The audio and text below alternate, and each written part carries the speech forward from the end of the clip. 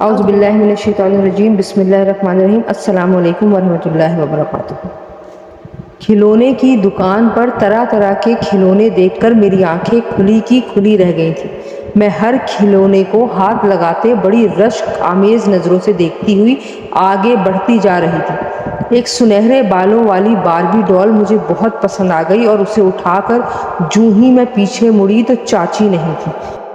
میں نے دائیں بائیں دیکھا، پھر دل میں سوچا کہ چاچی کہاں گئی۔ میں بے خیالی میں باربی ڈال کو اپنے سینے سے لگائے دکان سے باہر نکلنے ہی لگی تھی کہ دکاندار نے مجھے پکڑ لیا۔ یہ گڑیا کہاں لے کر جا رہی ہو تم؟ میں نے بوکھلا کر گڑیا کو دیکھا اور پھر دکاندار انکل کو، اور پھر دکان کے دروازے سے باہر سڑک کی طرف دیکھنے لگی اور انتہائی پریشانی سے بولی، انکل میری چچی میرے ساتھ تھی، پتہ نہیں کہاں گئی۔ کون چچی؟ ہم نے تو کسی کو نہیں دیکھا، دکاندار نے مجھے گھورتے ہوئے کہا۔ میری چاچی بھی میرے ساتھ اس دکان تک آئی تھی انکل، لیکن وہ دکان کے اندر تو نہیں آئی نا، ہمیں کیا پتا تم کس کے ساتھ آئی ہو۔ آپ میری بات نہیں سمجھ رہے ہیں انکل، میں اپنی چچی کے ساتھ آئی ہوں۔ ٹھیک ہے، تم ضرور اپنی چچی کے ساتھ آئی ہوگی، لیکن یہ گڑیا رکھ دو۔ انکل نے میرے سینے کے ساتھ لگی ہوئی باربی ڈال کی طرف اشارہ کرتے ہوئے کہا تو میں نے باربی ڈال کو اور بھی اپنے بازوؤں میں جکڑ لیا اور دکاندار انکل سے کہا، وہ مجھے یہ گڑیا لے کر دیں گی، آپ صبر کریں، وہ ابھی آتی ہی ہوں گی۔ میں منمنائی تو دکاندار انکل نے مجھے کہا، جب تمہاری چچی اس گڑیا کی ادائیگی کر دے گی تو یہ گڑیا تم اپنے ساتھ لے جانا، لیکن فی الحال یہ گڑیا یہاں رکھ دو اور باہر جا کر اپنی چچی کو دیکھو۔ میں نے بادل نخواستہ وہ گڑیا دکاندار انکل کے حوالے کر دی اور اسی وقت ڈھیر سارے آنسو میری آنکھوں میں امڈ آئے۔ میں اب دکان کے باہر کھڑی تھی اور دائیں بائیں دور تک میری آنکھیں چچی کو ڈھونڈنے لگی۔ یا میرے اللہ، چچی کہاں چلی گئی؟ میرے دل میں خوف پھیلنے لگا۔ عصر کی اذانیں ختم ہو چکی تھیں۔ یہ ٹیکسلا کا بازار تھا۔ اس بازار کے ساتھ ساتھ ایک ریلوے لائن بھی گزر رہی تھی۔ میں دکان سے باہر آ کر فٹ پاتھ پر بیٹھ گئی اور چاچی کا انتظار کرنے لگی۔ اسی انتظار میں مزید 2 گھنٹے گزر گئے۔ چاچی کا دور دور تک اتا پتہ نہ تھا۔ وہی دکاندار انکل اپنی دکان سے باہر آئے اور مجھے مخاطب کر کے کہنے لگے، گڑیا تمہاری چاچی ابھی تک نہیں آئی کیا؟ تو میں نے پریشانی سے اپنا سر نفی میں ہلایا تو وہ پھر دوبارہ اپنی دکان کے اندر چلے گئے اور میں پریشانی میں پھر سے ادھر ادھر دیکھنے لگی۔ اب تو مغرب کی اذان شروع ہو چکی تھی، تو کیا چاچی مجھے جان بوجھ کر یہاں چھوڑ کر چلی گئی ہیں؟ یہ خیال اس قدر خوفناک اور ہولناک تھا کہ میں اٹھ کر کھڑی ہو گئی۔ میں سوچ رہی تھی اگر واقعی میں ایسا سچ ہوا تو میں کہاں جاؤں گی؟ مجھے تو اپنے گھر کا رستہ بھی نہیں پتا۔ میں بار بار اپنی آنکھوں میں آنے والے آنسو صاف کرتی۔ میرے ارد گرد آہستہ آہستہ اندھیرا بھی پھیلنے لگا تھا۔ کتوں کی بھونکنے کی خوفناک آوازیں بھی قریب قریب سے مجھے سنائی دینے لگی۔ دکاندار انکل نے مجھے اپنی دکان کے اندر بلایا تو میں اٹھ کر ان کے دکان میں چلی گئی۔ گڑیا تمہاری چچی اب تک نہیں آئی، تم کب تک یہاں بیٹھی رہو گی؟ اب تو رات بھی ہونے والی ہے اور یہ ساری دکانیں بھی جلد ہی بند ہونے والی ہیں۔ تم ایسا کرو، میرے ساتھ میرے گھر چلو، کل صبح پھر آ جانا، شاید تمہاری چچی یہاں آ جائیں۔ تو میں نے ان کے ساتھ جانے سے انکار کر دیا تو وہ مجھے سمجھانے کے لیے میرے قریب آ گئے اور زبردستی مجھے اپنے گود میں بٹھا لیا۔ میں مچلنے لگی اور ان کی گود سے نکلنے کی کوشش کرنے لگی۔ انہوں نے میرے منہ پر ہاتھ رکھا اور زور سے میرے گال کو چوم ڈالا۔ میں چلا تو نہیں سکتی تھی کہ میرا منہ اس نے زور سے اپنے ہاتھوں سے بند کر کے رکھا ہوا تھا، لیکن میں اپنے ہاتھ اور پیر بہت تیزی سے چلا رہی تھی اور اپنے ناخنوں سے ان کے ہاتھوں کو ادھیڑنے لگی۔ ایک دم انہوں نے اپنا ہاتھ میرے منہ سے ہٹا لیا، لیکن انہوں نے مجھے اپنی گود سے نکلنے نہ دیا اور اپنے بازو کے حلقے میں مجھے جکڑ کر رکھا۔ اس سے پہلے کہ میں زور زور سے چلانے لگتی، اس نے مجھے فوراً سیٹ پر گرایا اور دروازے کو بند کر دیا۔ دروازے پر گرین شیشہ تھا جس سے آپ اندر سے باہر تو دیکھ سکتے تھے لیکن باہر سے اندر کا حال معلوم نہیں ہوتا تھا، اور اسی بات کا فائدہ دکاندار انکل نے اٹھایا اور دروازے کو لاک کر دیا۔ پھر وہ اپنی مکروہ شیطانی مسکراہٹ لیے اپنے گندے عزائم کے ساتھ میری طرف بڑھا۔ اس نے اپنی شرٹ اتار دی تھی اور پھر اس نے میرے دوپٹے کو زور سے پکڑ کر کھینچا۔ ایک 5ویں جماعت پڑھتی بچی کی طاقت ہی کیا ہوتی ہے۔ دوپٹے کے ساتھ ساتھ میں بھی اس کی طرف کھینچی چلی آئی تو اس کی شیطانی مسکراہٹ مزید گہری ہو گئی۔ میری شہزادی ڈرتی کیوں ہے؟ آ جا میرے پاس، وہ پچکارتے ہوئے بولا۔ انکل مجھے جانے دیں، میں روتے ہوئے بولی۔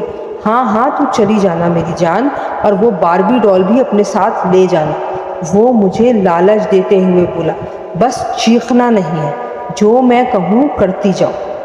وہ ہوسناک نظریں مجھ پر گاڑے بولا تو میں بالکل سہم گئی۔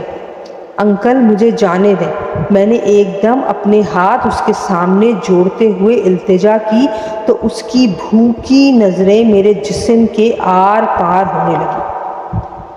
وہ جسمانی طور پر تو یہاں موجود تھا لیکن ذہنی طور پر کہیں اور پہنچا ہوا تھا، جہاں سے اس کی ندیدی بھوکی نظروں کو میری بے بس نظر ہی نہیں آ رہی تھی۔ وہ اپنی بے تابی میں میرے دوپٹے کو اتار کر پھینک چکا تھا اور اب میرے قریب کھڑا تھا۔ اس کی تیز تیز چلتی سانسیں اپنے چہرے پر محسوس کر رہی تھی اور پھر اس کے غلیظ ہاتھ میرے جسمانی نشیب و فراز کو بھوکے بھیڑیے کی طرح نوچنے لگے تھے۔ انکل چھوڑ دیں مجھے، لیکن اس کے بے رحم وحشی ہاتھ اب میرے جسم کے لباس کو تار تار کرنے میں مصروف تھے۔ کوئی منت، کوئی التجا، میرا کوئی آنسو اس کی ہوس کی بھوک ٹھنڈی نہیں کر رہا تھا۔ وہ جان چکا تھا کہ میرے آگے پیچھے کوئی بھی نہیں ہے اور میرے اپنے خونی رشتے مجھ سے جان چھڑا کر یوں ہی مجھے بازار میں پھینک کر چلے گئے ہیں۔ بس ایک جوان ہوتی بچی ایک عادی پیڈوفائلر کی جسمانی بھوک مٹانے کے لیے اس کے پاس موجود تھی، تو وہ کیسے اس موقع کو جانے دیتا؟ میں اس کی دست درازیوں کے آگے ہمت چھوڑنے لگی تھی۔ وہ مجھے زمین پر گرا چکا تھا۔ میں ہذیانی انداز میں چیخنے لگی، یا اللہ تیری مخلوق میں کوئی ایسا نہیں جو میری مدد کرے، یا اللہ کسی کو بھیج، کوئی تو میری مدد کرے، میرا اس دنیا میں تیرے سوا کوئی بھی نہیں۔ میرے یہ الفاظ منہ سے نکلنے کی دیر تھی کہ دکان میں ایک دم سے زلزلہ سا آ گیا، ہر چیز تھر تھرانے لگی۔ وہ غلیظ آدمی اس موقع پر دکان میں ہوتی ہلچل کو دیکھ کر خوفزدہ ہو گیا۔ ابھی اسے سنبھلنے کا موقع بھی نہ ملا تھا کہ دکان کا دروازہ زوردار آواز کے ساتھ پورا کا پورا کھل گیا اور دکان کے تمام شیشے کسی بلاسٹ کی طرح ٹوٹ کر چکناچور ہو گئے۔ اس سے پہلے کہ وہ مجھے مکمل طور پر رون ڈالتا، وہ مجھے چھوڑ کر اوپر اٹھا ہی تھا کہ میں فوراً اپنا دوپٹہ اٹھا کے کھلے دروازے سے باہر نکلی اور ننگے پیر اور ننگے سر بھاگتی چلی گئی۔ یہ بازار اب ختم ہو چکا تھا، آگے ریلوے لائن تھی۔ اب میں ریلوے لائن کے بیچوں بیچ بھاگ رہی تھی اور پلٹ کر پیچھے بھی دیکھتی جاتی کہ کہیں وہ رذیل آدمی میرا پیچھا نہ کر رہا ہو، لیکن دور دور تک میرا پیچھا کرتا ہوا مجھے کوئی بھی دکھائی نہیں دیا۔ رات سر پر آ پہنچی تھی اور کتوں کے بھونکنے کی آوازیں بھی میرے کانوں میں واضح آ رہی تھیں۔ اب مجھے رونا نہیں آ رہا تھا، بلکہ مجھے یہ فکر ستانے لگی کہ یہ رات میں بسر کروں تو کہاں بسر کروں۔ اچانک میں تھک ہار کر ریلوے لائن کے پاس ہی بیٹھ گئی کہ مجھے دو مردوں کی آپس میں بات کرنے کی آواز آئی۔ میں اتنی زیادہ خوفزدہ ہو گئی کہ میرے دل کی دھڑکن انتہا سے زیادہ تیز ہو گئی۔ میں نے سر اٹھا کر دائیں بائیں دیکھا لیکن کوئی بھی نہیں تھا۔ سامنے مجھے ایک پلیٹ فارم نظر آ رہا تھا جس کے پاس ایک بڑا سا برگد کا درخت تھا اور اس کے نیچے ایک بینچ بھی پڑا ہوا تھا۔ بجلی کے کھمبے پر ایک مریل سا بلب بھی روشن تھا جو اس بڑھتے ہوئے اندھیرے میں کسی غنیمت سے کم نہیں لگ رہا تھا۔ میں سمٹ کر اس بینچ پر جا کے بیٹھ گئی۔ برگد کے درخت کی شاخیں اس بینچ کے ارد گرد پھیلی ہوئی تھی۔ میں پلیٹ فارم کے اندر چھوٹی سی عمارت کو دیکھنے لگی جو ایک کمرے پر مشتمل تھی اور اس کے دروازے پر بڑا سا تالا جھول رہا تھا۔ اس میں ایک ہی کھڑکی تھی جسے میں نے کھولنے کی کوشش کی تو وہ بند تھی۔ یا میرے رب العزت، میں کیا کروں؟ آخر یہ رات کہاں گزاروں گی؟ اچانک میری نظر برگد کے درخت پر پڑی اور میری آنکھیں چمکنے لگی۔ مجھے اپنے بچاؤ کا حل تو نظر آ گیا۔ میں نے یہ سوچ لیا کہ اگر مجھے کہیں اور ٹھکانہ نہ ملا تو میں درخت پر چڑھ کر رات گزار لوں گی۔ کم از کم رات عزت کے ساتھ تو بسر ہو ہی جائے گی۔ ایک فکر دور ہونے کے بعد اب مجھے احساس ہوا کہ مجھے شدید قسم کی بھوک لگی ہے اور اس سے بھی کئی گنا زیادہ پیاس لگی ہے۔ بھوک کا تو مسئلہ نہیں تھا، وہ میں برداشت کر ہی لوں گی، لیکن پیاس کس طرح برداشت کروں گی؟ پیاس تو کسی طور برداشت نہیں ہو رہی تھی۔ میرے حلق میں کانٹے اڑنے لگے۔ میں نے دائیں بائیں نظریں دوڑائیں تو مجھے ذرا فاصلے پر پانی کا نلکا نظر آیا۔ میں نے اللہ کا شکر ادا کیا اور تیزی سے نلکے کی طرف بڑھی تاکہ جلدی سے پانی پی کر میں برگد کے درخت پر چڑھ کر بیٹھ جاؤں۔ ایسا نہ ہو کہ کوئی شخص مجھے دیکھ لے اور پھر میں کسی نئی مصیبت میں پڑ جاؤں۔ اس خیال کے آتے ہی میرے پیروں میں بجلی سی بھر گئی تھی۔ میں بھاگتے ہوئے نلکے کے پاس پہنچی۔ یہ نلکا دراصل ہینڈ پمپ تھا۔ میں نے ہینڈ پمپ کو حرکت دی اور گھوم کر اس کا منہ اپنی طرف کیا اور اپنی ہتھیلیاں پھیلائیں۔ پھر میں جلدی پانی پینے لگی۔ پانی ختم ہو گیا۔ اب دوبارہ ہینڈ پمپ چلا کر اسی طریقے سے پانی پینے لگی کہ اچانک اپنے پاس کسی کی موجودگی محسوس کر کے میں ایک دم تیزی سے پیچھے مڑی تھی کہ میرا دل اچھل کر حلق میں آ گیا۔ وہی دکاندار اپنے جیسے ہی بھیڑیوں کو ساتھ لیے میرے سامنے کھڑا تھا۔ میں پیچھے مڑ کر بھاگنے لگی ہی تھی کہ اس کے دو ساتھی تیزی سے میرے سامنے آ کر کھڑے ہو گئے۔ میں پیچھے مڑی تو دکاندار اپنی تمام تر خباثت کے ساتھ مسکراتا ہوا کھڑا تھا۔ پھر بھیڑیوں کا گھیرا تنگ ہونے لگا۔ میں اس میں سے بھاگنے کے لیے اپنا ذہن لڑانے لگی اور پھر جوں ہی میں نے ان کے درمیان سے بھاگنے کی کوشش کی تو اس کے دو ساتھیوں نے مجھے اپنے بازوؤں میں دبوچ لیا۔ میں چیخنے لگی ہی تھی کہ ان میں سے ایک نے میرے منہ پر زور سے اپنا ہاتھ رکھا اور میرا منہ بند کر دیا اور پھر تیزی سے مجھے گھسیٹتے ہوئے دکاندار کے پیچھے پیچھے لے جانے لگے۔ دکاندار نے پلیٹ فارم پر موجود کمرے کے دروازے کے تالے کو چابی سے کھولا اور اس کے ساتھیوں نے مجھے زور سے اندر کی طرف دھکا دیا تو میں جا کر زمین پر گری۔ میرے ہاتھ اور گھٹنے زمین پر گرنے سے بری طرح چھل گئے۔ وہ تینوں تیزی سے کمرے کے اندر داخل ہوئے اور دروازے کو کنڈی لگا دی۔ دکاندار میری طرف آیا اور مجھے بالوں سے پکڑ کر اپنے سامنے کھڑا کرتے ہوئے بولا، تجھے بھاگنے کی بہت جلدی تھی نا، اب بھاگ کر دکھا۔ پھر اس نے میرے بال چھوڑ کر میرے دوپٹے کو کھینچ لیا۔ میں چیخنے لگی کہ ایک زناٹے دار تھپڑ دکاندار نے میرے منہ پر مارا اور میں دوبارہ زمین پر گر گئی۔ انتہائی سے زیادہ پریشانی کے عالم میں میں سوچ رہی تھی کہ اب کیا کروں۔ وہ تینوں میرے ارد گرد کھڑے ہو کر کسی ابلیس کی طرح کہے لگانے لگے۔ میں ان تینوں کی طرف ہاتھ جوڑتے ہوئے رونے لگی تو ان میں سے ایک نے میری ٹانگ پر اتنے زور سے اپنا پاؤں رکھا کہ میں درد سے بلبلا کر چیخ اٹھی۔ وہ مجھے دھمکاتے ہوئے بولا کہ اگر میں اسی طرح چیختی رہی تو وہ میری ٹانگیں توڑ کر باہر پھینک دیں گے۔ میں نے دائیں بائیں سر ہلاتے ہوئے اپنے منہ پر ہاتھ رکھ دیا اور انہیں ایسا کرنے سے روکنے لگی، جس پر اس شخص نے میری ٹانگ سے اپنا پاؤں اٹھا لیا۔ اس سے پہلے یہ تینوں ابلیس کے چیلے میری عزت کی دھجیاں بکھیر دیتے، اچانک انہیں کمرے میں ایک بہت ہی بھاری بھرکم آواز سنائی دی۔ وہ تینوں گھوم کر پیچھے مڑے تو ان کے سامنے ایک بڑی سی کالی چادر میں لپٹا ہوا ایک نوجوان نظر آیا جس کا چہرہ چادر میں چھپا ہوا تھا۔ وہ تینوں گھبرا کر ایک دوسرے کی طرف دیکھنے لگے۔ کون ہو تم اور اندر کیسے آئے؟ پھر ان میں سے ایک شخص دوسرے سے بولا، میں نے تو اچھی طرح سے کنڈی لگائی تھی اور اس کمرے میں کہیں اور سے آنے کا کوئی راستہ بھی موجود نہیں، اور یہ دروازہ میں نے خود اپنے ہاتھ سے بند کیا تھا، تو پھر یہ کیسے اندر آ گیا؟ اس کے لہجے میں شدید حیرانگی تھی۔ اب وہ تینوں ہی چپ کھڑے تھے اور اس کالی چادر میں ملبوس نوجوان لڑکے کی طرف دیکھے جا رہے تھے۔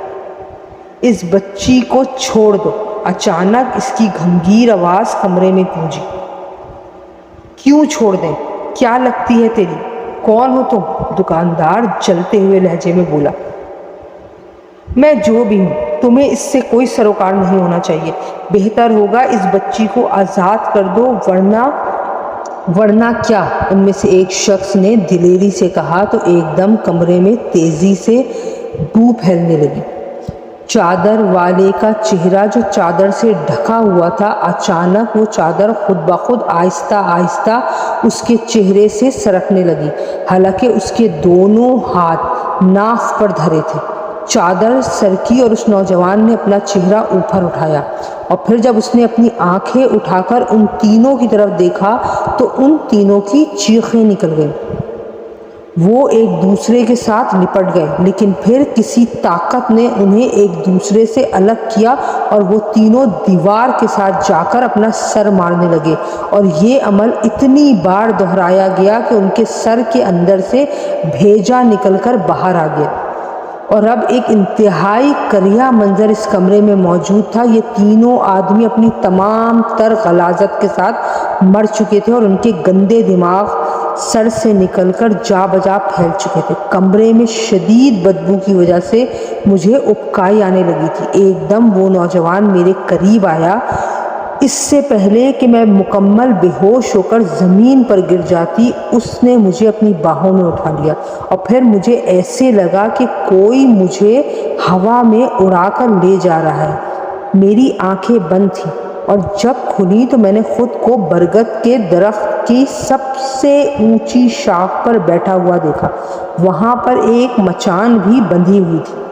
اس نوجوان نے مجھے جاگتا ہوا دیکھ کر کہا کہ میں اس مچان میں جا کر آرام سے سو جاؤں۔ میں جوں ہی اٹھنے لگی تو میرا پاؤں پھسلا۔ اس سے پہلے کہ میں گر جاتی، اس نوجوان نے مجھے تھام لیا اور مچان پر پہنچا دیا۔ یہاں پر کھانا اور پانی بھی رکھا ہوا تھا۔ اس نے مجھے کھانا کھانے کا کہا اور پھر نہ جانے کہاں چلا گیا۔ میں نے ڈرتے ڈرتے کھانا اور پانی پیا، پیٹ بھرا تو اللہ کا لاکھ لاکھ شکر ادا کیا، اور پھر اپنے بازوؤں کا تکیہ بنا کر میں لیٹ گئی۔ ایک کھلونے سے شروع ہونے والے اس سفر نے مجھے زندگی کا تلخ ترین سبق دے ڈالا۔ میری زندگی میں کھلونے حسرت سے بن گئے تھے، لیکن اب مجھے اپنی اسی حسرت سے نفرت سی ہونے لگی تھی۔ اگر میں اس دن چاچی کے بچوں سے کھلونے نہ چھینتی تو چاچی کے ذہن میں مجھے گھر سے نکالنے کا اتنا بھیانک منصوبہ کبھی نہ آتا۔ میں نے اس دن چاچی کے بچوں سے کھلونے چھینے تھے تو ان کے بچوں نے میری جم کر پٹائی کی۔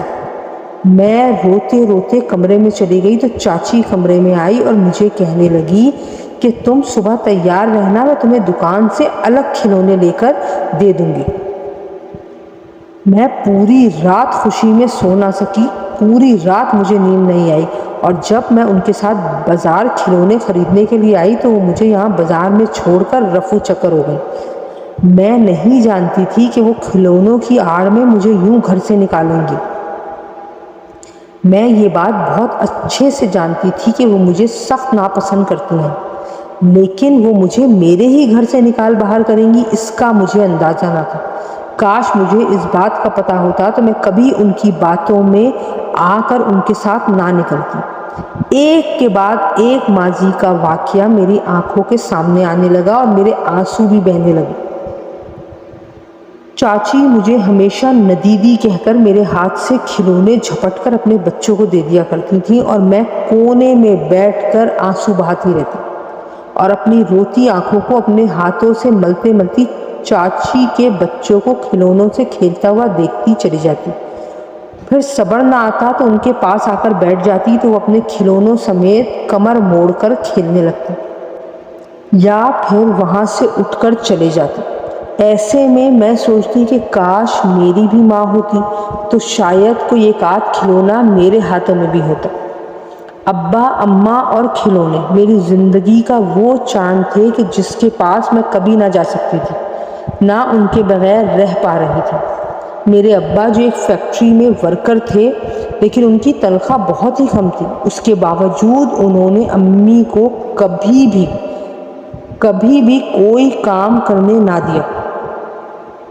وہ جیسے تیسے کر کے خود ہی اپنے گھر کا خرچ اٹھا رہے تھے، لیکن ان کی اچانک وفات کے بعد امی ہی اس گھر کا نظام چلانے کی کوشش کر رہی تھی۔ لوگوں کے کپڑے سلائی کرتے کرتے وہ اپنا اور میرا خرچہ اٹھا رہے تھے۔ یہ گھر جس میں ہم رہ رہے تھے دادا نے اپنی زندگی میں بنایا تھا، اور اپنی وفات کے بعد وہ یہ مکان اپنے دونوں بیٹوں کے نام پر کر گئے۔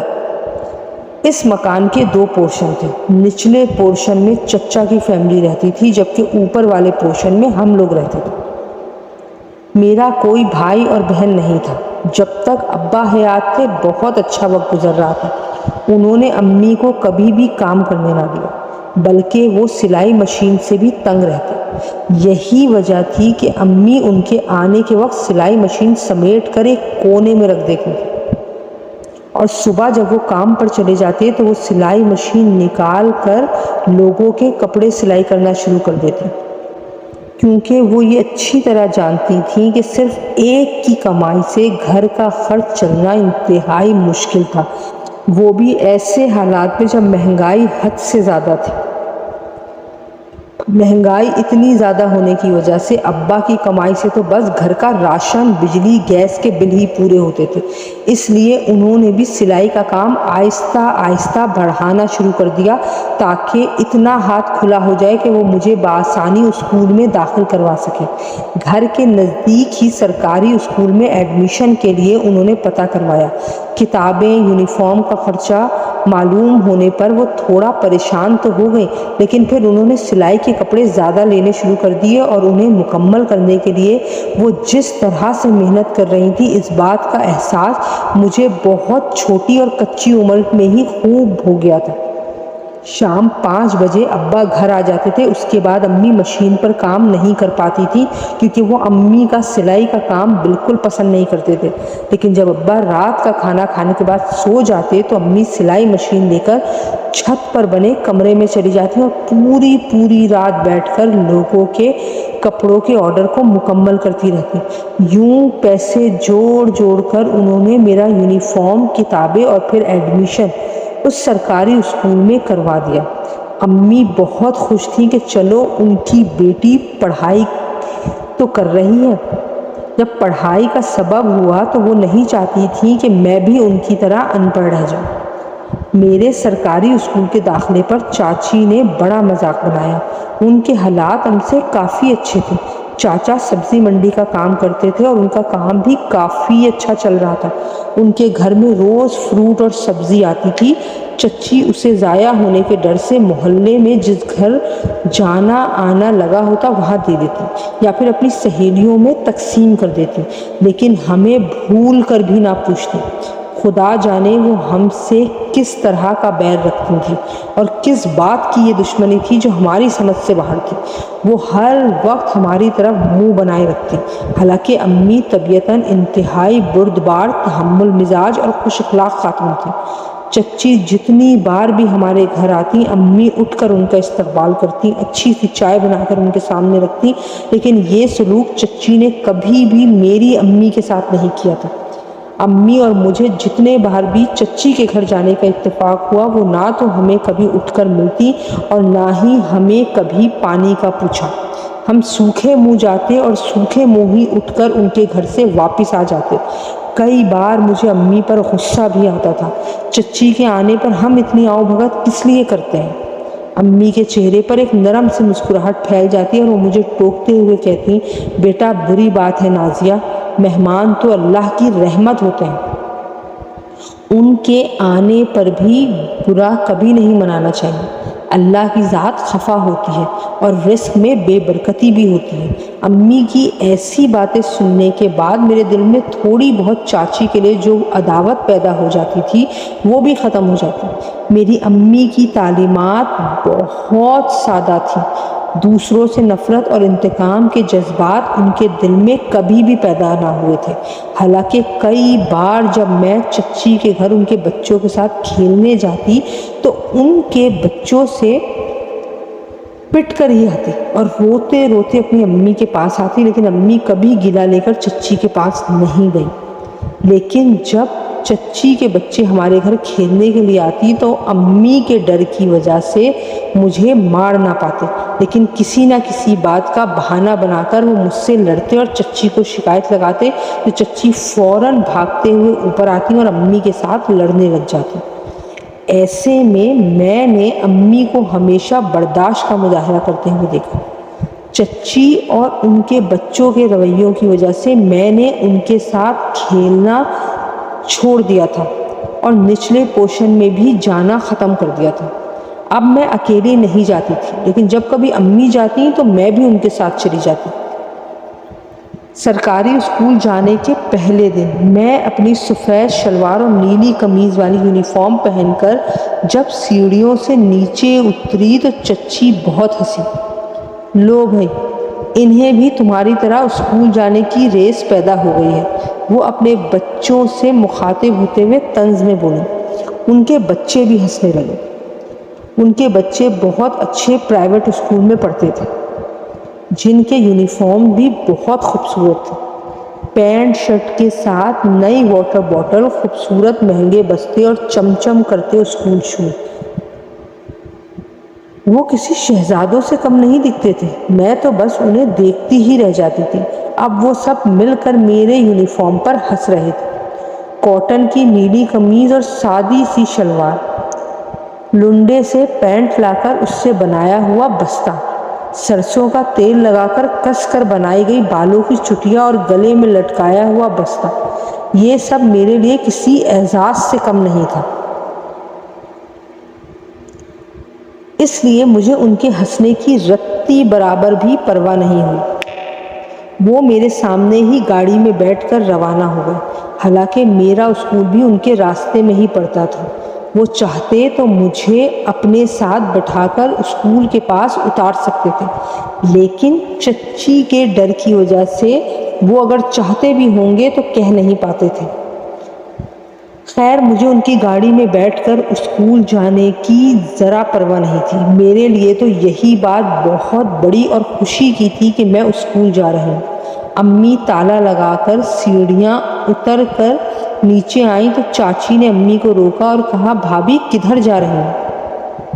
ان کے لب و لہجے میں بڑی کاٹ تھی۔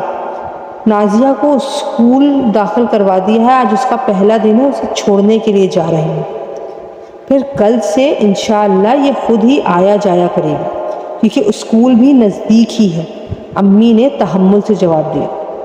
چاچی نے انتہائی برا منہ بنایا اور امی سے کہا، اے بھابھی سٹھیا گئی ہو کیا؟ ارے بیٹی کو کون پڑھاتا ہے؟ اسے کچھ گھر کے کام کاج سکھاؤ، کوئی جھاڑو پوچھا، چولہا چوکا، کڑھائی سلائی، یہی اس کے کام آنی ہے۔ لڑکیاں تو پرایا دھن ہوتی ہیں، یہ کوئی سدا آپ کے ساتھ تو نہیں رہے گی، والدین کے گھر تھوڑی پڑے رہنا ہے، انہیں تو بیاہ کر رخصت کرنا ہوتا ہے۔ وہ تو جن کے ہاں بیٹے ہوتے ہیں انہیں اسکول میں پڑھانا مجبوری ہے، کیونکہ کل انہوں نے ہی گھر کی باغ دوڑ سنبھالنی ہے۔ لڑکیوں کو کیا حق ہے پڑھائی پر بھلا؟ چچی تڑخ کر بولی، یعنی وہ امی کو ایک طرح سے بیٹے کا نہ ہونے کا احساس باتوں ہی باتوں میں دلا رہی تھی، جو وہ اکثر دلاتی رہتی تھی۔ امی نے انتہائی تحمل سے ان کی ساری باتیں سنی اور پھر انتہائی سنجیدگی سے چاچی کو جواب دیا، لڑکیوں کو بھی پڑھانے کا حق ہمارے دین نے دیا ہے، کیونکہ ہمارے دین نے ہی مرد اور عورت دونوں پر تعلیم فرض کی ہے۔ باقی رہ گیا جھاڑو چوکا اور گھرداری تو وہ بیٹیوں کی گھٹی میں شامل ہوتی ہے، وہ انہیں سکھانی نہیں پڑتی، بلکہ جب ان کے سر پر پڑتی ہے تو وہ خود ہی آ جاتی ہے۔ یہ کہہ کر امی نے میرا بازو پکڑا اور دروازہ کھول کر باہر آ گئی۔ جب میں اسکول کے پاس پہنچی تو امی نے مجھے کہا تم کسی بھی بات کو اپنے دل پر مت لینا، ساری توجہ اپنی تعلیم کو دو، یہی تمہارا ہتھیار ہے جس سے تم کل دنیا فتح کرو گی۔ میں نے امی کی بات پر سر ہلایا اور اسکول کے گیٹ سے اندر چلی گئی، جہاں ایک بہت خوبصورت دنیا میری منتظر تھی۔ اپنی ہی طرح کے اسکول یونیفارم پہنی ہوئی لڑکیوں کو دیکھ کر میرا سارا اعتماد لوٹ آیا اور میں جلد ہی ان میں اچھی طرح گھل مل گئی۔ چاچی کی کوئی بیٹی نہیں تھی، ان کے 3 بیٹے تھے اور انہیں اس بات پر بے حد گھمنڈ تھا۔ اکثر امی کو بیٹی پیدا کرنے اور پھر مزید اولاد نہ ہونے کے طنز بڑے ذوق و شوق سے فرمایا کرتی تھی، لیکن امی دکھ بھری گہری سانس لے کر خاموش ہو جاتی۔ میں کم عمر تھی لیکن ان باتوں کو اچھی طرح سے سمجھتی تھی۔ میں نے 1-2 بار اپنی امی کے دفاع میں بولنا چاہا تو میری امی نے مجھے ڈانٹ کر چپ کروا دیا کہ کہیں بات بڑھ نہ جائے۔ وہ ہمیشہ سے ہی خاموشی کو ترجیح دیتی تھی، لیکن چاچی اسی بات کا ہمیشہ فائدہ اٹھاتی رہی۔ انہیں لگتا تھا کہ امی کمزور ہے، وہ جو چاہیں انہیں سنا سکتے ہیں اور کہہ بھی سکتے ہیں، اور کسی حد تک وہ اپنی سوچ میں حق بجانب بھی تھی، کیونکہ امی کو سپورٹ کرنے والا میکا بھی نہ تھا۔ امی کے والدین فوت ہو چکے تھے اور بھائی ایسا پردیس گیا کہ پھر اس کی کوئی خیر خبر نہ آ سکی، جبکہ چاچی ایک بھرے پورے خاندان سے تعلق رکھتی تھی۔ ان کی امی اور بہنیں بہت تیز تھیں، بھائیوں کے مزاج بھی انتہائی تندخو تھے، اسی وجہ سے چاچا بھی کبھی چچی کے سامنے اف تک نہ کرتے، اور اسی بات کا گھمنڈ اور مان چاچی کو تھا۔ انہوں نے پہلے دادا دادی کا ناک میں دم کیے رکھا، جب تک وہ حیات رہے ان کو پریشان کیے رکھا، اور ان کے مرنے کے بعد چاچی کو تو جیسے کھلی آزادی مل گئی تھی، وہ اس گھر میں سیاہ اور سفید کی مالکن بن گئی۔ اور پھر ابا کی اچانک موت نے رہی سہی کسر بھی پوری کر دی۔ امی اور میں ذہنی طور پر اس صدمے کے لیے ہرگز تیار نہ تھے۔ یہ آفت جب امی کے سر پر پڑی تو امی چارپائی کے ساتھ جا لگی۔ میں اس وقت صرف 3ری جماعت میں تھی۔ باپ کا یوں چلے جانا ایک ننھی سی جان پر قیامت بن کر ٹوٹا۔ اس سے زیادہ تکلیف دہ عمل یہ تھا کہ میری والدہ یعنی میری جان سے پیاری ماں بھی شدید بیمار ہو کر چارپائی پر پڑی ہوئی تھی۔ امی جب تکلیف سے زیادہ کرانے لگی تو میں چاچی کے پاس گئی اور ان سے کہا کہ مجھے امی کی طبیعت ٹھیک نہیں لگ رہی، امی بالکل ٹھیک نہیں ہے۔ وہ بڑے مزے سے سیب کھاتے ہوئے کہنے لگی، اپنی ماں کو کسی ڈاکٹر کے پاس کیوں نہیں چیک کرواتی؟ میں کوئی ڈاکٹر تھوڑی لگی ہوں جو تیری ماں کو دیکھوں یا تیری ماں کو کوئی دوائی دوں۔ اتنا سخت لب و لہجہ اور کاٹدار انداز پر میرا دل دکھ سے بھر گیا۔ میں رونے لگی۔ چاچی، امی نے صبح سے کچھ نہیں کھایا، میں یہ ساگودانہ لے کر آئی ہوں، مجھے یہ پکانا نہیں آتا، آپ پکا دیں گی؟ میں نے التجا کی۔ ویسے تو تم ماں بیٹیاں ہوا میں بڑے تیر چلاتی ہو، لیکن ساگودانہ پکانا نہیں سیکھا تم نے اپنی ماں سے؟ تمہاری ماں تو بڑے تعلیم کے بھاشن دیتی تھی۔ اب کہاں گیا وہ بھاشن؟ میں نے تو پہلے ہی کہا تھا بیٹی ذات ہے، کچھ اسے کھانا پکانا سکھاؤ، اس کے کام آئے گا۔ لیکن تمہاری ماں کے سر پر تو اس وقت تعلیم کا بھوت سوار تھا۔ اب یقیناً اتر گیا ہوگا۔ وہ ایک کے بعد دوسرے سیب کی کاش منہ میں ڈالتے ہوئے مسلسل بولی، اور اس سے پہلے کہ وہ مزید بولتی میں نے یہی مناسب سمجھا کہ وہاں سے چل دوں۔ میں اوپر آئی تو امی دیوار کے سہارے کمر لگا کر بیٹھی ہوئی تھی۔ میں دوڑ کر ان کے سینے سے جا لگی اور پھر میں رونے لگی۔ امی، آپ جلدی سے ٹھیک ہو جائیں، ورنہ میرا کون ہے، میرا کیا ہوگا؟ میں اتنی خوفزدہ ہو گئی تھی کہ چیخیں مار مار کر رونے لگی۔ مجھے یوں روتا بلکتا دیکھ کر امی بھی رونے لگی۔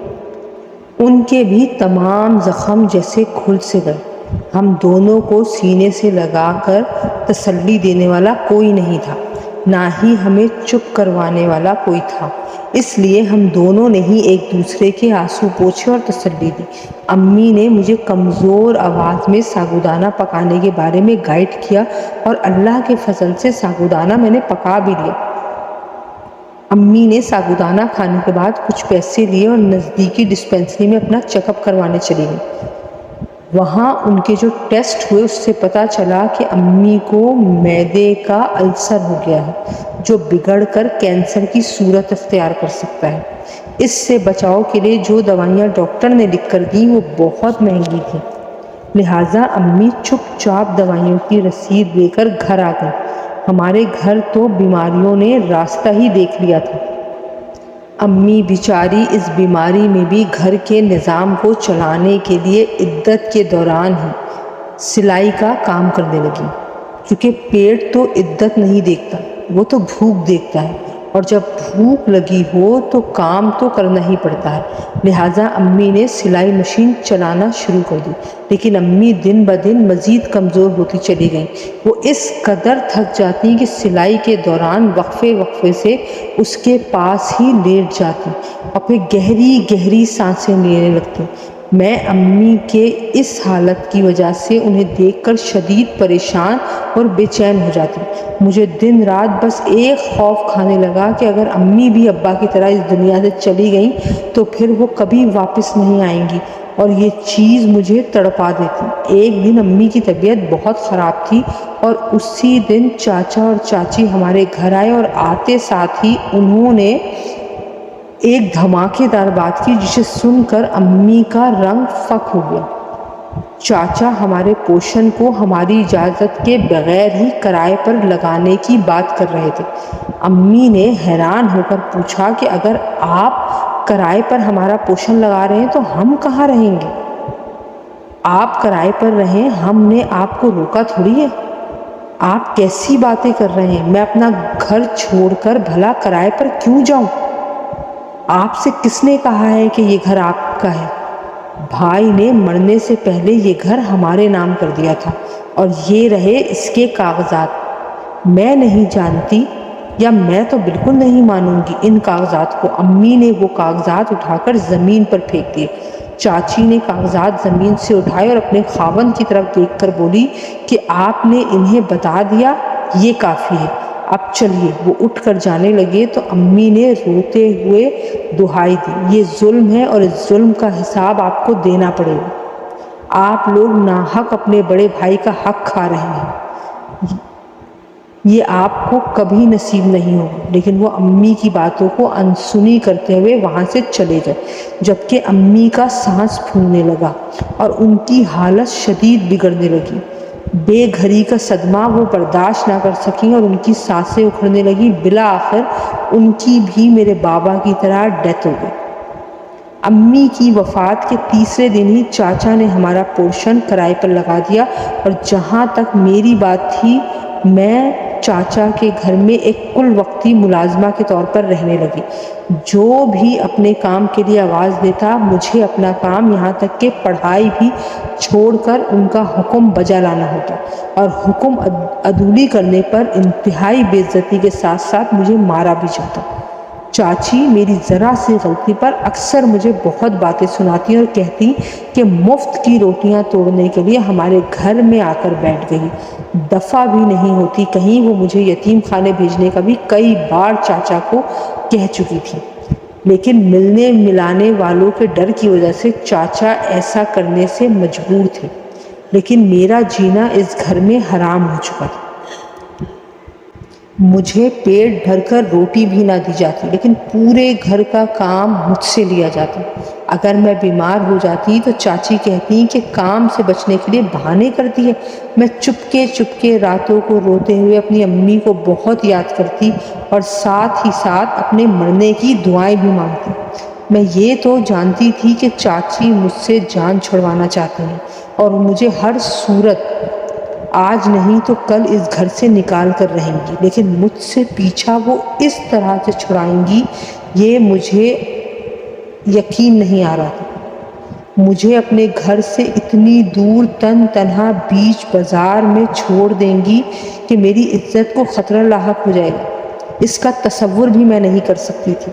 میں ماضی کے ورق پلٹتے پلٹتے جب تھک گئی تو میں نے کروٹ موڑ لی اور پھر ڈر کر اٹھ گئی، کیونکہ سامنے وہی نوجوان بیٹھا تھا اندھیرے میں اس کے چہرے کے نقش مٹے مٹے لگ رہے تھے، مگر اس کی آنکھیں کسی جلتے بلب کی طرح چمکدار اور روشن تھیں، اور اسی چیز نے مجھے خوفزدہ کر دیا۔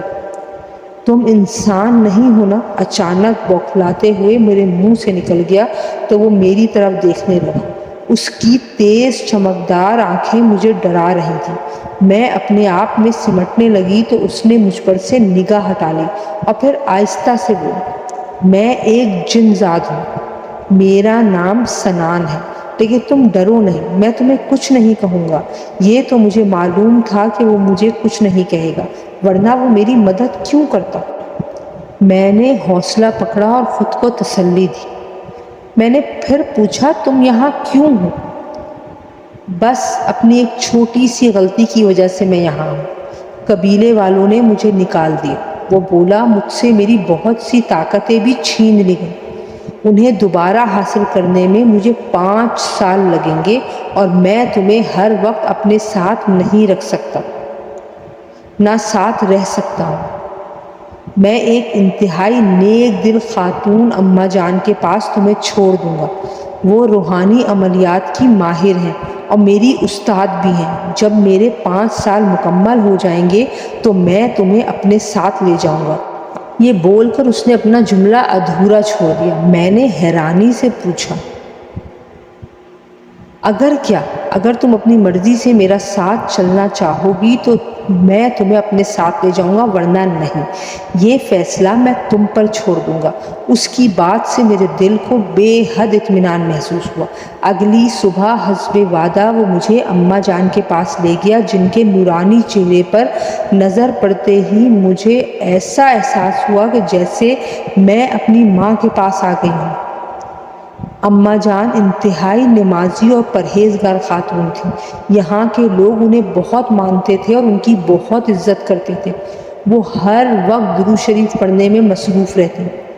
میری خواہش پر انہوں نے مجھے اسکول میں داخل کروایا، اور جب میں نے میٹرک کر لیا تو میری خواہش پر انہوں نے مجھے کالج میں بھی ایڈمیشن دلوا دیا۔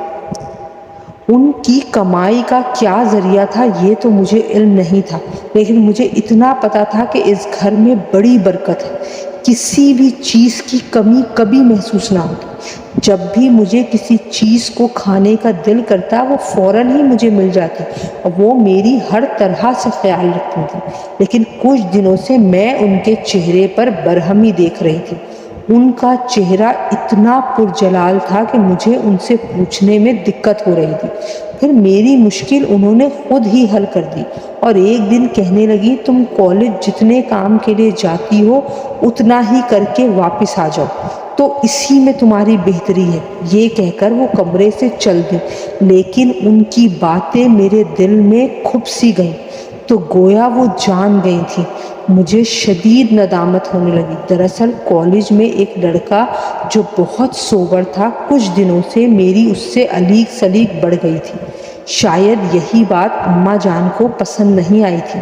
انہیں اپنے علم سے پتہ چل گیا تھا، اس لیے انہوں نے ذومانی انداز سے مجھے ٹوکا، آخر رستم میں کیا خرابی ہے؟ وہ مجھے پسند کرتا ہے اور میں بھی۔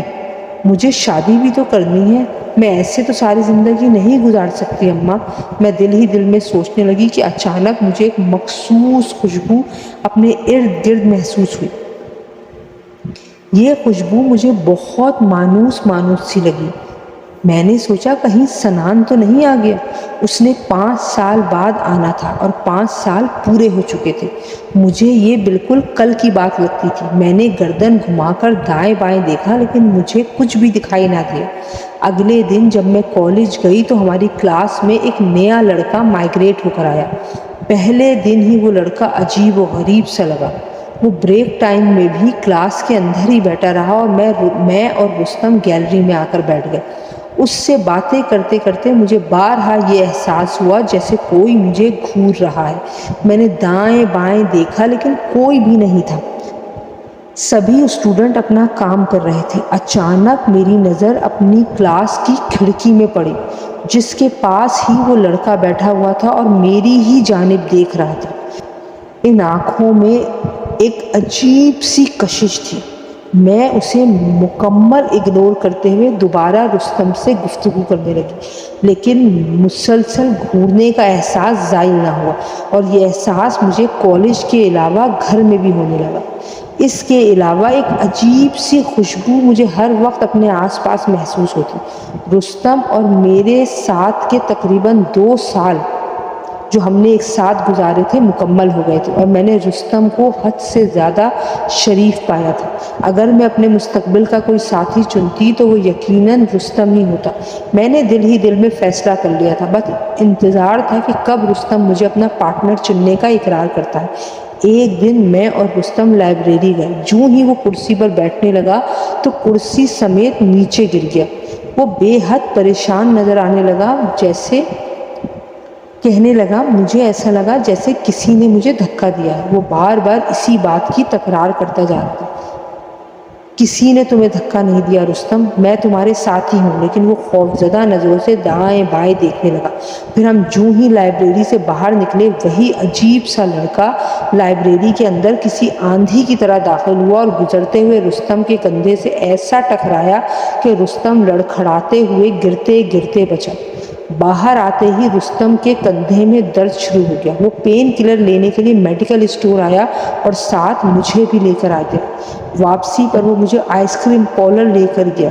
میں انکار کرتی رہی، لیکن وہ باضد رہا کہ میں نے سوچا کہیں وہ ناراض نہ ہو جائے۔ اس خیال سے میں اس کے ساتھ ہی چل دی۔ اچانک مجھے اپنے چہرے پر کچھ فلیش سی محسوس ہوئی، جیسے کوئی میری تصویر کھینچ رہا ہو، لیکن پھر مجھے یہ اپنا وہم لگا۔ میں نے جوں ہی اس کو چلنے کا کہا تو اس نے اپنے پاکٹ میں ہاتھ ڈالا اور ایک مخملی ڈبیا نکال کر میرے سامنے رکھ دی۔ میں نے حیرانگی سے اسے دیکھا تو اس نے ڈبیا کھول دی۔ اس میں گولڈ کی ایک خوبصورت رنگ تھی۔ پھر اس نے وہ رنگ میری انگلی میں پہنا دی۔ آج سے تم میری منگیتر ہو، کیا تمہیں کوئی اعتراض ہے؟ میں نے شرما کر نفی میں سر ہلا دیا۔ میں نے اس کو ہاں کر دی تھی۔ میں بہت جلد اپنی امی کو تمہارے گھر لے کر آؤں گا، لیکن وہ آج کل بہت بیمار ہے۔ مجھے کہنے لگی کہ مجھے نازیہ سے ایک بار ملوا دو، زندگی کا کیا بھروسہ، اگر تم چاہو تو ان سے گھر جا کر مل لو۔ میں نے پریشان نظروں سے اس کی طرف دیکھا۔ پتہ نہیں اماں جان مجھے اس کی اجازت دیں گی یا نہیں، میں نے اس سے کہا تو وہ آہستہ سے بولا، تم کالج ٹائم میں ہی امی سے مل لینا۔ میں نے رضامندی ظاہر کر دی۔ اگلے دن جب میں کالج آئی تو میں یہ دیکھ کر حیران رہ گئی کہ وہ لڑکا رستم کے گریبان کو پکڑ کر کھڑا ہوا ہے۔ میں دوڑتے ہوئے جب ان کے نزدیک گئی تو یہ دیکھ کر میرے اوزان فتح ہو گئے کہ رستم کے ہونٹوں سے خون نکل رہا تھا اور اس کا گال بھی سوجا ہوا تھا۔ یہ کیا ہو رہا ہے؟ میں نے بوکھلاتے ہوئے ان دونوں کو الگ الگ کیا تو وہ لڑکا قہر آلود نظروں سے رستم کو گھورتا ہوا چل دیا۔ یہ سب کیا ہے؟ میں نے رستم سے پوچھا تو وہ پھٹ پڑا، اسے تو میں دیکھ لوں گا، نہ جانے خود کو کیا سمجھتا ہے۔ ہوا کیا ہے؟ میں نے پھر پوچھا۔ مجھے تو خود سمجھ میں نہیں آ رہی۔ کہنے لگا کہ نازیہ اس سے دور رہو۔ یہ ہوتا کون ہے ایسا کہنے والا؟ میں شدید حیرت سے بولی، آج میں نے رستم کے ساتھ اس کے گھر جانا تھا، لیکن اس نے خود ہی منع کر دیا تو میں جلد ہی گھر آ گئی۔ اماں جان کے کمرے سے اونچی اونچی باتوں کی آوازیں آ رہی تھیں۔ میں نے دروازہ کھولا تو مجھ پر حیرتوں کے پہاڑ ٹوٹ پڑے۔ سامنے وہی لڑکا بیٹھا ہوا تھا جس کی پراسرار باتوں نے مجھے اور رستم کو پریشان کر رکھا تھا۔ تم میرا پیچھا کرتے کرتے یہاں بھی پہنچ گئے، اور یہ کیا بکواس کی ہے تم نے رستم کے سامنے؟ نازیہ، یہ کیا بدتمیزی ہے؟ یہ تم کیسے بات کر رہی؟ اماں جان نے ڈپٹ کر کہا۔ بدتمیزی تو یہ کر رہا ہے اماں جان، پوچھیں اس سے۔ میں پھٹ پڑی۔ تم اتنے جلدی اپنی محسن کو کیسے بھول سکتی ہو نازیہ؟ تمہیں شرم آنی چاہیے۔ یہ سنان ہے، وہی سنان جس نے تمہاری عزت لٹنے سے بچائی تھی۔ مجھے اماں جان کی بات سن کر ایک جھٹکا لگا۔ تو یہ کیا چاہتا ہے اب؟ آپ نے اس احسان کے بدلے مجھے اپنے ساتھ لے جانا چاہتا ہے؟ میں نے تنک کر کہا، رستم اچھا لڑکا نہیں ہے نازیہ، دور رہو اس سے۔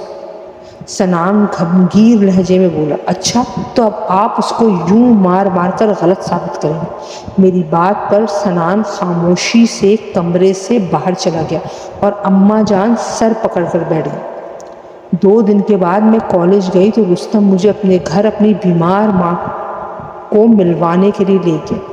میں جب اس کے فلیٹ پر پہنچی تو وہاں کوئی نہ تھا۔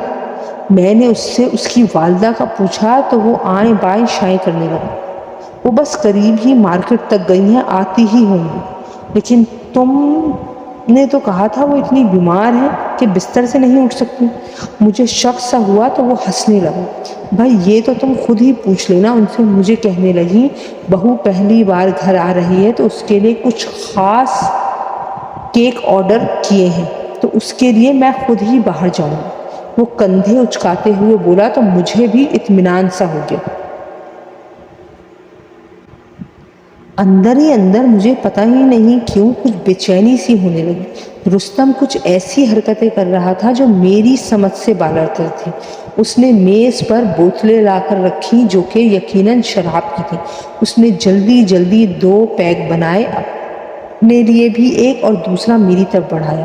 میں نے انتہائی پریشان نظروں سے اس کو دیکھا۔ یہ کیا ہے؟ ڈرنک؟ ہاں نا، بس ذرا سا موڈ بنانے کے لیے بنا لی، پیو نا۔ وہ ہنستے ہوئے بولا تو مجھے یہ سوچ کر شدید کراہیت کا احساس ہوا کہ یہ ڈرنک کرتا ہے۔ میں وہاں سے اٹھنے لگی کہ اچانک دروازے کا لاک کھولنے کی آواز آئی۔ جوں ہی گردن گھما کر دیکھا تو 3-4 لڑکے اندر آ گئے اور مجھے دیکھتے ہی ان کی بانچھیں کھل گئیں۔ میں شور کرنے لگی تو رستم نے کہا، چپ چاپ وہ کرو جو ہم کہہ رہے ہیں ورنہ یہ پکچر وائرل کر دیں گے۔ یہ وہی پکچر تھی جب میں آئس کریم پارلر میں رستم کے ساتھ بیٹھی ہوئی تھی۔ اس سے پہلے کہ میں رسوا ہو جاتی، سنان ایک بار پھر میری زندگی اور عصمت بچانے کے لیے وہاں پہنچ گیا۔ اس نے لڑکوں کی ایسی درگت بنائی کہ شاید وہ زندگی بھر کسی لڑکی کی طرف دیکھنا بھی گوارا نہیں کریں گے، اور پھر مجھے وہاں سے لے کر اماں جان کے پاس پہنچا۔ اماں نے مجھے سینے سے لگایا اور شکر کا کلمہ پڑھا۔ تم پر کبھی بھی میں نے پابندیاں نہیں لگائیں، تم نے جو چاہا وہ میں نے کرنے دیا۔ تو اس سب کی وجہ سنان تھا، کیونکہ اس نے مجھے کہا تھا کہ تمہیں ہر طرح کی آزادی دو، لیکن تم نے اس آزادی کا ناجائز فائدہ کیوں اٹھا لیا؟ بیٹی میں تم سے ناراض ہوں۔ ان کے لہجے میں ہلکا سا شکوہ تھا۔ میں نے ندامت سے سر جھکا لیا۔ میں نے 5 سال بعد تمہیں یہاں سے لے جانے کا کہا تھا، سنان نے کہا۔ فیصلہ تمہارے ہاتھ میں ہے، چاہو تو مجھ سے شادی کر کے میرے ساتھ جا سکتی ہو، ورنہ یہاں اماں جان کے پاس رہو۔ سنان نے آہستہ سے کہا تو میں روتے ہوئے سنان کے سینے سے جا لگی۔ مجھے آپ کے ساتھ رہنا ہے۔ اس انسانی بستی میں رشتوں نے میرے ساتھ بہت مکر و فریب کیا ہے۔ مجھے یہاں نہیں رہنا سنان، میں روتے ہوئے بولی تو سنان مسکرا دیا۔